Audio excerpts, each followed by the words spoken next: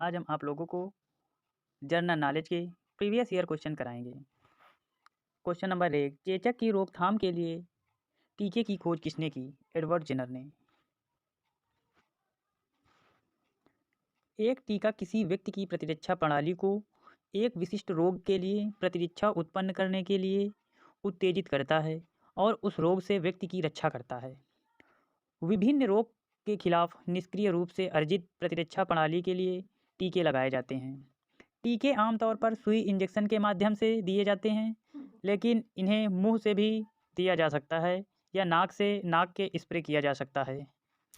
पहला टीका चेचक स्मॉल पॉक्स का इतिहास विज्ञान में एक अद्वितीय स्थान रखता है। यह मनुष्य के लिए ज्ञात सबसे घातक रोगों में से एक था। चेचक आज तक एकमात्र मानव रोग है जिसे टीकाकरण द्वारा मिटा दिया गया। 1796 में एडवर्ड जेनर द्वारा निर्मित टीका विकसित होने वाला पहला सफल टीका था। उन्होंने देखा कि जिन दूधियों को पहले गोपशीलता हुआ था उन्हें चेचक नहीं हुआ था। चेचक वेरिएला वायरस विषाणु द्वारा होता है। यह एक विषाणुजनक रोग है जो एक व्यक्ति से दूसरे व्यक्ति में फैलती है। निम्नलिखित में से कौन मानव शरीर में एक अंतःस्रावी ग्रंथि है? पीयूष ग्रंथि एक अंतःस्रावी ग्रंथि है। पीयूष ग्रंथि मानव शरीर में एक अंतःस्रावी ग्रंथि है। इसे मास्टर ग्रंथि के नाम से भी जाना जाता है। इस ग्रंथि को अंतःस्रावी ग्रंथि कहा जाता है जब यह हार्मोन को सीधे रक्त प्रवाह में स्रावित करती है। अंतःस्रावी अंत का अर्थ है किसी वाहिनी की आवश्यकता नहीं है और हार्मोन सीधे रक्त में जाते हैं। उदाहरण थायराइड ग्रंथि, पैराथायराइड ग्रंथि, अधिवृक्क ग्रंथि आदि। जिन ग्रंथियों में वाहिनी होती हैं जिससे एंजाइम गुजरते हैं उन्हें बहिस्रावी ग्रंथि कहते हैं। बहिस्रावी ग्रंथि, बहि का अर्थ है कि बाहरी मदद की जरूरत होती है, यानी हार्मोन वाहिनियों से गुजरते हुए हैं। उदाहरण पाचन ग्रंथि, लाल ग्रंथि, श्वेत ग्रंथि। क्वेश्चन नंबर 3, निम्नलिखित में से किसका उपयोग डिशवॉशर के रूप में मशीनों को धोने के लिए किया जाता है? पराश्रव्य तरंगों का उपयोग डिशवॉशर के रूप में मशीनों को धोने के लिए किया जाता है। डिशवॉशर में या मशीनों को धोने के लिए पराश्रव्य तरंगों का उपयोग किया जाता है। साफ की जाने वाली वस्तुओं को सफाई के घोल में रखा जाता है और पराश्रव्य तरंगों को घोल में भेजा जाता है। उच्च आवृत्ति तरंगों के कारण धूल, ग्रीस और गंदगी के कण अलग अलग हो जाते हैं और बाहर निकल जाते हैं। इस प्रकार की वस्तुएं पूरी तरह से साफ हो जाती हैं। पराश्रव्य तरंगों के अन्य महत्वपूर्ण उपयोग धातु ब्लॉकों में दरारें और दोषों का पता लगाने के लिए प्रयुक्त होती हैं। मानव शरीर के आंतरिक अंगों की छवियों को प्राप्त करने के लिए उपयोग की जाती हैं। पानी के भीतर की वस्तुओं की दूरी, दिशा और गति को मापने के लिए उपयोग की जाती हैं। चमगादड़ पराश्रव्य तरंगों के परावर्तन के कारण ही शिकार की खोज और अंधेरी रात में उड़ सकती है। क्वेश्चन नंबर 4, मानव नेत्र में के दृष्टिपटल पर बनने वाला प्रतिबिंब होता है वास्तविक और उल्टा। मानव दृष्टिपटल पर बनने वाला प्रतिबिंब वास्तविक और उल्टा होता है। नेत्र हमें वस्तुओं को देखने में सहायता करते हैं और प्रकाश की धारणा, रंग और गहराई की धारणा में भी हमारी सहायता करते हैं। मानव नेत्र में निम्नलिखित भाग होते हैं: श्वेतपटल, कार्निया, परितारिका, पुतली, लेंस, दृष्टिपटल और दृष्टि तंत्रिका होती हैं। यह कॉर्निया होता है, पुपिल होता है, iris, lens, muscles, optic nerve होता है, मसल्स होते हैं। दृष्टिपटल या रेटिना, यह नेत्र की प्रकाश संवेदी सतह जिस पर प्रतिबिंब बनता है। प्रतिबिंब दृष्टिपटल, रेटिना पर कार्निया, जलीय कोष्ठ, लेंस और नेत्र कचाभ द्रव पर लगातार अपवर्तन द्वारा बनता है। वास्तविक तथा उल्टा प्रतिबिंब दृष्टिपटल, रेटिना पर बनता है। निम्नलिखित में से किसे मार्स गैस कहते हैं? मीथेन गैस को मार्स गैस कहते हैं। मार्स गैस या मीथेन गैस का उत्पादन वनस्पति पदार्थ के अवायवीय जीवाणु अपघटन और पानी के नीचे शाकभक्षी जानवरों के रूपेण से होता है। मीथेन को मार्स गैस भी कहा जाता है क्योंकि यह मार्सली स्थानों की सतह पर पाया जाता है। मार्स गैस एक जहरीली गैस होती है। मार्स गैस का उपयोग जलीय मिट्टी में मीथेन उत्पादन को प्रोत्साहित करने के लिए किया जाता है। अतिरिक्त जानकारी, दलदली भूमि पर भूमि वह भूमि होती है जहाँ पानी लंबे समय के लिए ज़मीन को कवर करता है, जो आमतौर पर बेतरतीब और घासों द्वारा नियंत्रित किया जाता है। मीथेन प्राकृतिक संसाधनों जैसे आर्द्र भूमि और पशुपाचन के साथ थर्मोजेनिक स्रोतों से आता है। वायु प्रदूषण carbon dioxide, carbon monoxide, sulphur dioxide, nitrogen oxide, chlorofluorocarbon CFC आदि गैसों के कारण परिपक्वन और इन्हें वायु प्रदूषक माना जाता है। क्वेश्चन नंबर 6, अंगूर में पाया जाने वाला अम्ल है टार्ट्रिक अम्ल। अम्ल के गुण, ये स्वाद में खट्टे होते हैं और पानी में घुलनशील होते हैं। ये संक्षारक होते हैं। अम्ल एक जलीय विलयन विद्युत का संचालन करता है। यह नीले लिटमस पेपर को लाल कर देते हैं। अम्ल धातुओं के साथ क्रिया करके हाइड्रोजन गैस छोड़ते हैं। अम्ल क्षारों के साथ क्रिया करके लवण बनाते हैं। अम्ल का नाम, पदार्थ, सिरका अम्ल सिरका में, फार्मिक अम्ल चींटी के डंक में, सिट्रिक अम्ल खट्टे फलों जैसे संतरा और नींबू में, लैक्टिक अम्ल दही में, ऑक्जेलिक अम्ल पालक में, एस्कॉर्बिक अम्ल आंवला व खट्टे फलों में, टार्ट्रिक अम्ल इमली, अंगूर, कच्चा आम में पाए जाते हैं। शरीर को ऊर्जा न देने वाला भोजन तत्व कौन सा है? खनिज लवण शरीर को ऊर्जा नहीं देता है। ऊर्जा, किलो कैलोरी ऊर्जा के मापन की इकाई है। 4.18 किलो जूल से 1 कैलोरी बनती है। ऊर्जा को कार्य करने की क्षमता के रूप में जाना जाता है। हम भोजन करते हैं, उससे हम पाचन के दौरान ऊर्जा में बदल देते हैं। खनिज ऐसे पोषक तत्व हैं जो हमारे शरीर के समुचित विकास और प्रकार के लिए बहुतायत आवश्यक हैं और कम मात्रा में आवश्यक हैं। क्वेश्चन नंबर 8, उत्तर प्रदेश के किस शहर को ग्रॉस ऑन द ईस्ट के नाम से जाना जाता है? कन्नौज को ग्रॉस ऑन द ईस्ट के नाम से जाना जाता है। पूर्व घास कन्नौज शहर को दिया गया उपनाम है। कन्नौज को ऋषभ दीक्षित का साम्राज्य और भारत की इत्र राजधानी के नाम से भी जाना जाता है। इसकी 200 से अधिक परफ्यूम डिस्टिलरी हैं और यह अपने पारंपरिक कन्नौज परफ्यूम, तंबाकू आदि के लिए विश्व प्रसिद्ध है। उत्तर प्रदेश में ताप विद्युत संयंत्र NTPC Dadri, Rihand power thermal station, Singrauli super thermal power station, Firoz Gandhi Unchahar thermal power station. Uttar Pradesh के प्रसिद्ध स्मारक ऐतिहासिक स्थल ताजमहल, बुलंद दरवाज़ा, पंचमहल, बनारस घाट, आगरा का किला। प्रसिद्ध stadium green park stadium Kanpur, Bharat Ratna Shri Atal Bihari Vajpayee Ekana cricket stadium Lucknow. Uttar Pradesh में राष्ट्रीय उद्यान दुधवा राष्ट्रीय उद्यान। क्वेश्चन नंबर 9, उत्तर प्रदेश में किस जिले की जनसंख्या सबसे अधिक है?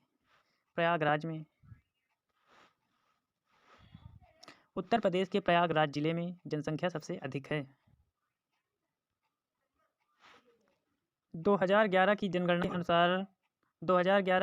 के अनुसार प्रयागराज उत्तर प्रदेश का सबसे अधिक आबादी वाला जिला है। महोबा सबसे कम आबादी वाला है। जौनपुर, आजमगढ़ और देवरिया के केवल 3 जिले में लिंगानुपात 1000 से अधिक है। गौतम बुद्ध नगर 851 के बहुत कम अनुपात के साथ तालिका में सबसे निचले स्थान पर है। 83,544 की आबादी वाला थारू सबसे अधिक आबादी वाली जनजाति है। इलाहाबाद का नाम 16 अक्टूबर 2018 को बदलकर प्रयागराज रख दिया गया। उत्तर प्रदेश के 8 राज्यों से घिरा हुआ है। उत्तर प्रदेश में हवाई अड्डों के नाम: लाल बहादुर शास्त्री हवाई अड्डा वाराणसी, चौधरी चरण सिंह अंतर्राष्ट्रीय हवाई अड्डा लखनऊ, बमरौली हवाई अड्डा इलाहाबाद हवाई अड्डा, मर्यादा पुरुषोत्तम श्री राम एयरपोर्ट अयोध्या में। उत्तर प्रदेश का निम्नलिखित में से कौन सा जिला माचिस के लिए प्रसिद्ध है? बरेली जिला। उत्तर प्रदेश का बरेली जिला माचिस उद्योग के लिए प्रसिद्ध है। कानपुर विश्व में चमड़ा उद्योग के लिए प्रसिद्ध है। मेरठ अपनी कैंची, खेल के सामान और गजक यानी मिठाई के लिए प्रसिद्ध है। मेरठ भारत की खेल राजधानी है। उत्तर प्रदेश का हमीरपुर, झांसी, ललितपुर और महोबा जिला डाई स्पोर और पायरोफिलाइट के लिए प्रसिद्ध हैं। बांदा जिला गेरू के लिए प्रसिद्ध है। उत्तर प्रदेश सरकार ने एक जिला एक उत्पाद कार्यक्रम शुरू किया। एक जिला एक उत्पाद कार्यक्रम का उद्देश्य स्वदेशी और विशिष्ट उत्पादों और शिल्पों को प्रोत्साहन करना। उद्योग और स्थान: पीतल की मूर्तियाँ मुरादाबाद, चमड़े का सामान कानपुर में, लकड़ी के खिलौना लखनऊ और वाराणसी में, चीनी मिट्टी के बर्तन खुर्जा इलाहाबाद में, गलीचा मिर्ज़ापुर में, बिस्कुट मोदीनगर आगरा और अलीगढ़ में। दीघ्या निकाया। दीघ्या निकाया क्या है? दीघ्या निकाया बौद्ध का एक ग्रंथ है। दीघ्या निकाया एक बौद्ध धर्म ग्रंथ है जो सुत्त पिटक में 5 निकायों में से पहला है, जो बौद्ध धर्म की पाली त्रिपिटक की रचना करने वाले 3 ग्रंथों में से एक है। दीघ्या निकाया, जिसका अर्थ है लंबा संग्रह, एक संस्कृत दीर्घगामा जिसमें सैद्धांतिक व्याख्याओं, किंवदंतियों और नैतिक नियमों सहित 34 लंबे सूत्र शामिल हैं। बौद्ध धर्म भारत में 2600 साल पहले शुरू हुआ था, जो एक ऐसे जीवन के रूप में था जिसे एक व्यक्ति को बदलने की क्षमता थी। यह दक्षिण और दक्षिण पूर्वी एशियाई देशों के महत्वपूर्ण धर्मों में एक है। धर्म अपने संस्थापक सिद्धार्थ गौतम बुद्ध की शिक्षाओं, जीवन के अनुभवों पर आधारित है। प्रमुख बौद्ध ग्रंथ: विनय पिटक, आचरण और अनुशासन के नियमों भिक्षुकों और ननों की सन्यासी जीवन के लिए लागू होते हैं। सुत्त पिटक, सुत्त पिटक में बुद्ध का मुख्य उपदेश या धम्म है। इसे 5 निकाय द्वारा संग्रह में विभाजित किया गया है। नंबर 1 दीघ्या निकाया, नंबर 2 मंझी निकाया, नंबर 3 संयुक्त निकाया, नंबर 4 आगंतुक निकाया, नंबर 5 खुद्दक निकाया। अभिधम्म पिटक। अभिधम्म पिटक एक दार्शनिक विश्लेषण और शिक्षण का व्यवस्थीकरण और भिक्षुओं की विद्वत्पूर्ण गतिविधि है। अन्य महत्वपूर्ण ग्रंथों दिव्यावदान, दीपवंश, महावंश, मिलिंदपन्हा आदि शामिल हैं। Question number 12, computer image formatting में पीएनजी का पूर्ण रूप क्या होता है? Portable network graphics. PNG portable network graphics.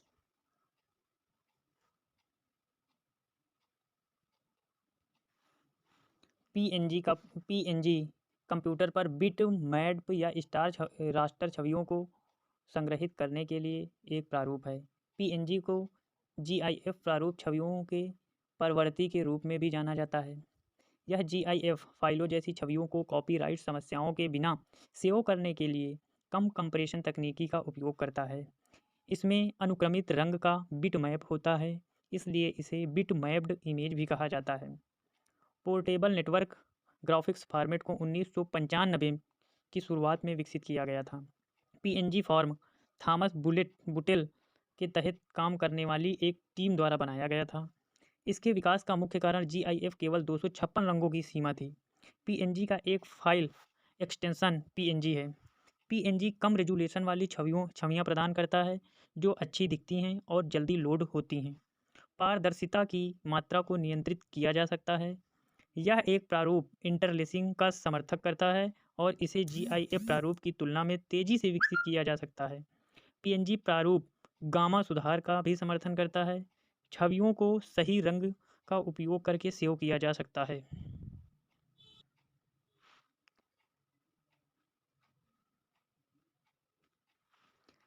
जीपीईजी joint photographic experts group, GIP graphics interchange format, TIFF tag image file format, BMP bitmap, SVG scalable vector graphics, PSD Photoshop document, PDF portable document, EPS encapsulate post script, RAW raw image format, AL Adobe illustrate document. Question number 13 है दिल के मेरा। MS Word में new blank document खोलने की shortcut कुंजी निम्नलिखित में से कौन है? CTRLN। अन्य शॉर्टकट कुंजियाँ CTRLM से पैराग्राफ को एडिट किया जाता है। CTRLB को हाईलाइटेड चयन को बोल्ड किया जाता है। CTRLD को फॉन्ट विकल्प किया जाता है। Alt F से वर्तमान प्रोग्राम में फाइल मेनू विकल्प किया जाता है। Alt + E से वर्तमान प्रोग्राम में संपादन एडिट विकल्प होता है। F1 सार्वभौमिक सहायता किसी भी प्रकार के प्रोग्राम के लिए यूज किया जाता है। CTRL+L का प्रयोग सभी टेक्स्ट का चयन करने के लिए किया जाता है। CTRL-X प्रयोग चयनित आइटम को कट करने के लिए किया जाता है। CTRL+DE स्टैंड को चयनित आइटम को कट करने के लिए किया जाता है। डिलीट यानी करने के लिए। CTRL+C को चयनित आइटम को कॉपी करने के लिए किया जाता है। CTRL+INS चयनित आइटम को कॉपी करने के लिए किया जाता है। CTRL+V को चयनित आइटम को पेस्ट करने के लिए किया जाता है। Shift+INS चयनित आइटम को पेस्ट करने के लिए किया जाता है। होम उपयोगकर्ता को वर्तमान रेखा की शुरुआत में ले जाता है। CTRL+Home डॉक्यूमेंट की शुरुआत में पहुंचाता है। इंड वर्तमान रेखा के अंत में पहुंचाता है। CTRL+End एक डॉक्यूमेंट के अंत में पहुंचाता है। Shift+Home वर्तमान स्थिति से रेखा की शुरुआत तक हाईलाइट करना। Shift+End वर्तमान स्थिति से रेखा के अंत का चिन्हित करना। गौतम बुद्ध ने उत्तर प्रदेश के किस स्थान पर अपने सर्वाधिक उपदेश दिए? श्रावस्ती जिले में सबसे ज़्यादा अपने सर्वाधिक उपदेश दिए हैं। गौतम बुद्ध बौद्ध धर्म के संस्थापक थे। उन्होंने अपना पहला उपदेश सारनाथ में दिया, जिसे बौद्ध ग्रंथों में धर्म चक्र प्रवर्तन कहा जाता है। उन्होंने कोसल, कौशाम्बी और वैशाली राज्य में पाली भाषा में उपदेश दिए। बौद्ध धर्म ने कोसल की राजधानी श्रावस्ती में अपने सबसे अधिक उपदेश दिए। सारनाथ में पहला उपदेश दिया, श्रावस्ती में सर्वाधिक उपदेश दिए। गौतम बुद्ध के बारे में। बचपन का नाम सिद्धार्थ। इन्हें लाइट ऑफ एशिया भी कहा जाता है। इनका जन्म 563 ईस्वी में लुम्बिनी कपिलवस्तु नेपाल के पास हुआ। इनके पिता शुद्धोधन थे, जो शाक के गढ़ के प्रमुख थे। इनके जन्म के 7 दिन बाद इनकी माता माया देवी का देहांत हो गया। सिद्धार्थ की सौतेली माँ प्रजापति गौतमी ने उन्हें पाला। सिद्धार्थ की शादी 16 वर्ष की उम्र में दंडपाणी शाक्य की बेटी यशोधरा से हो गई। इनके बेटे का नाम राहुल था। सिद्धार्थ कपिलवस्तु के दौरे के लिए निकले तो उन्होंने 4 चीज़ें देखी। एक बूढ़ा व्यक्ति, एक बीमार व्यक्ति, एक शव, ध्यान में बैठा हुआ संत। सांसारिक समस्याओं से दुखी होकर सिद्धार्थ ने 29 वर्ष की आयु में घर छोड़ दिया, जिसे बौद्ध धर्म में महाभिनिष्क्रमण कहा जाता है। त्याग के बाद बुद्ध को वैशाली में आलार कलाम से साक्ष्य दर्शन प्राप्त हुआ। आलार कलाम बुद्ध के पहले गुरु थे। आलार कलाम के बाद सिद्धार्थ ने अपनी शिक्षा राजगीर रुद्रकरामपुत्र से प्राप्त की। उरुवेला में सिद्धार्थ कौंडिन्य, वाष्पा, भदिया, महानामा और अशागी नाम के 5 तपस्वी से मिले। सिद्धार्थ ने 35 साल की उम्र में वैशाख पूर्णिमा की रात निरंजना नदी के किनारे पीपल पेड़ के नीचे भोजन ग्रहण किए बिना 6 साल की कठिन तपस्या के बाद आत्मज्ञान प्राप्त किया। ज्ञान प्राप्ति के बाद सिद्धार्थ को बुद्ध नाम से जाना जाने लगा। जिस स्थान पर उन्होंने आत्मज्ञान प्राप्त किया उसे बोधगया के नाम से जाना जाता है। चुंद द्वारा दिया गया भोजन खाने के बाद बुद्ध की मृत्यु 80 वर्ष की आयु में कुशीनगर में हुई थी, जिसे बौद्ध धर्म में महापरिनिर्वाण कहा जाता है। बौद्ध धर्म के अनुयायी बिंबसार, प्रसेनजीत, उदयन। बौद्ध धर्म के त्रिरत्न बुद्ध धम्म संघ। चौथी बौद्ध परिषद के बाद बौद्ध धर्म को 2 भागों हीनयान और महायान में विभाजित किया गया था।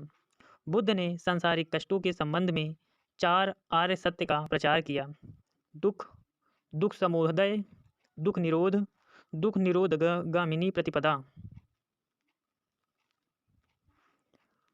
बुद्ध के अनुसार अष्टांगिक मार्ग का अनुसरण करने के बाद एक आदमी इच्छा समाप्त हो जाती है और वह निर्वाण प्राप्त करता है। अधिकांश बुद्ध प्रतिमाएं गंधार शैली के तहत बनाई गई थीं, लेकिन बुद्ध की पहली मूर्ति मथुरा कला के तहत बनाई गई थी। निम्नलिखित में से बुंदेलखंड का एक लोकप्रिय गीत है आल्हा। आल्हा बुंदेलखंड का एक लोकप्रिय गीत है। निम्नलिखित में से कौन सा मंदिर चालुक्य सम्राट द्वारा निर्मित नहीं है? कृष्णदेव मंदिर। रामेश्वर रामेश्वर में कृष्णेश्वर मंदिर राष्ट्रकूट वंश के कृष्ण तृतीय द्वारा बनाया गया था। कृष्ण तृतीय ने 936 से 968 ईस्वी तक शासन किया और अपने अभियानों के लिए प्रसिद्ध था। उन्होंने तत्कोलम में चोलों को हराया था। राष्ट्रकूट वंश ने 755 से 975 ईस्वी तक शासन किया। दंतदुर्ग इस वंश का संस्थापक था। ऐहोल शिलालेख निम्न में से किस शासक के साथ जुड़ा है? पुलकेशिन द्वितीय के साथ जुड़ा है।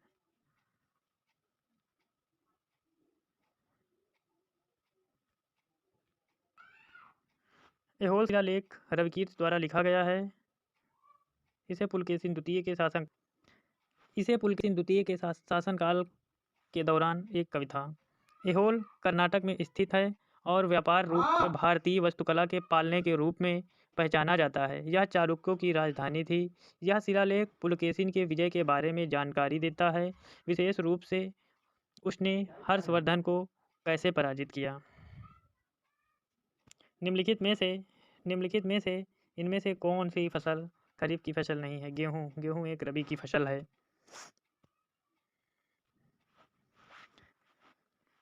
खरीफ का मौसम। खरीफ फसलों को मानसूनी फसलों के रूप में भी जाना जाता है क्योंकि इनकी खेती मानसून के मौसम में की जाती है। ये फसलें बारिश के मौसम की शुरुआत में बोई जाती हैं। चावल, मक्का, बाजरा, रागी, धान, ज्वार, सोयाबीन, मूंगफली, कपास आज सभी खरीफ की फसलें हैं। जायद की फसलें। यह खरीफ और रबी मौसम के बीच का एक छोटा मौसम है। इस मौसम में उगाई जाने वाली फसलों को जायद फसलों के रूप में जाना जाता है। कद्दू, ककड़ी, तरबूज, करेला, खरबूज आदि। रबी का मौसम। ये फसलें हैं जिन्हें मानसून के मौसम के अंत में या सर्दियों के मौसम की शुरुआत में बोया जाता है। इन फसलों को सर्दियों के फसलों के रूप में भी जाना जाता है। गेहूँ, सरसों, दलहन, जौ आदि सभी रबी की फसलें हैं। भारत के राष्ट्रपति को किस अनुच्छेद के तहत संविधान के उल्लंघन के लिए महाभियोग लगाया जा सकता है? अनुच्छेद 61 के अनुसार। 2011 की जनगणना के अनुसार पुरुष जनसंख्या की कुल साक्षरता दर 82.14%।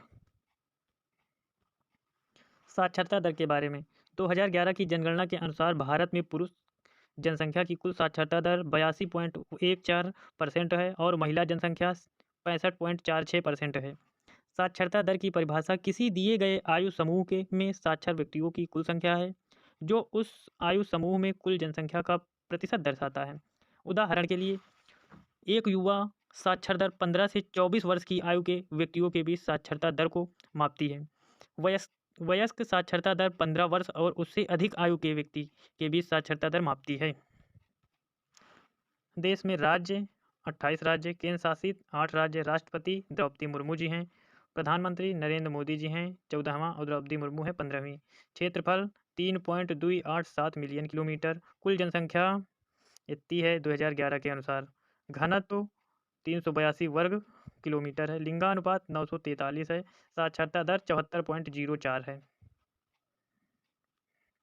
थैंक यू दोस्तों, फिर मिलते हैं अगले वीडियो में।